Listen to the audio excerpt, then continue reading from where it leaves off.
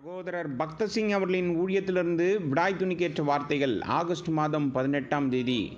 நீங்களோ உங்களை அந்தகாரத்தினின்று தம்முடைய ஆச்சரியமான ஒளியினிடத்திற்கு வரவழைத்தவருடைய புண்ணியங்களை அறிவிக்கும்படிக்கு தெரிந்து கொள்ளப்பட்ட சந்ததியாயும் ராஜரீகமான ஆசாரிய கூட்டமாயும் பரிசுத்த ஜாதியாயும் அவருக்கு சொந்தமான ஜனமாயும் இருக்கிறீர்கள். 1 பேதுரு புஸ்தகம் 2வது அதிகாரம் 9வது வசனம். இளநீலம் மற்றும் இரத்தாம்பரம் சிவப்பு நிறங்களில் மாதிலைகளை கொண்ட பிரதான ஆசாரியன் அணியும் அங்கியின் ஒவ்வொரு நிலையிலும் அநேக ஆவிக்குரிய அர்த்தங்கள் இருக்கிறது. தேவனுடைய பரிபூர்ணத்தையும் கிருபையையும் ஜனங்கள் எவ்வாறு அபரிவிதமாக அனுபவிக்க முடியும் என்பதை அந்த நேரத்தில் தேவன் ஒரு வழியில் அடையாளமாக போதித்தார். என்னாமத்தின் புஸ்தகம் 15வது அதிகாரம் 37லிருந்து 41வது வசனம் வரை. இளநீல நிறத்தின் அர்த்தமானது தேவன் தம்முடைய ஜனங்கள் தங்கள் வஸ்திரங்களில் இளநீல நிற நாடாக்கள் வைத்திருக்க வேண்டும் என்று மோசேயின் மூலம் சொல்லிக் கொண்டிருந்தார்.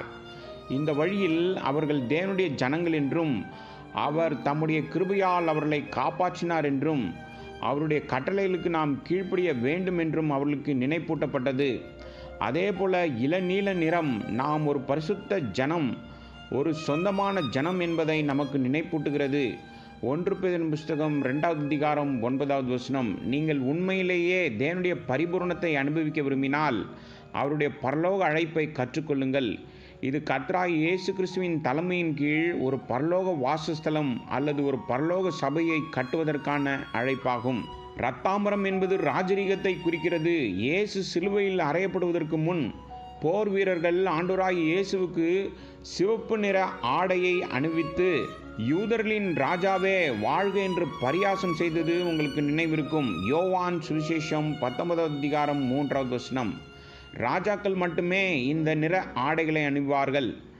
எனவே மாதுளையில் உள்ள சிவப்பு நிறம் கர்த்தராகிய இயேசு கிறிஸ்துவின் அரசாட்சியின் கீழ் நாம் வர வேண்டும் என்று தேவன் விரும்புகிறார் என்ற செய்தியை தெரிவிக்கிறது. எல்லாவற்றிலும் அவரால் நாம் ஆளப்படவும் வழிநடத்தப்படவும் ஆயத்தமாக இருக்க வேண்டும்.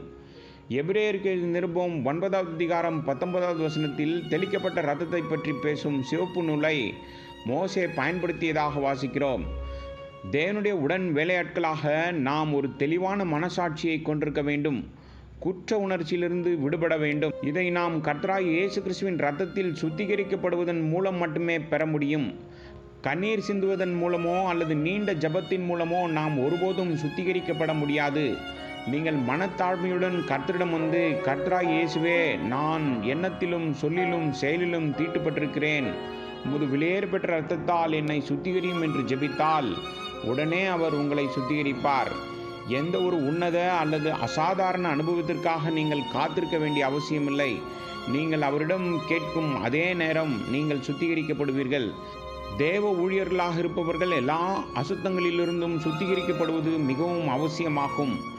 எனவே இளநீலம், இரத்தாம்பரம் மற்றும் சிவப்பு நிறங்கள் நமக்கு சொல்வது நாம் அவருடைய அழைப்பை கேட்க வேண்டும், அவருடைய ராஜ்யத்தை அறிந்து கொள்ள வேண்டும், அவருடைய சபையை கட்டியெழுப்புவதில் பங்கு பெற வேண்டும், அவருடைய பரிபூர்ணத்தை அனுபவிக்கவும் பரிசுத்தமான வாழ்க்கையும் வாழ வேண்டும்.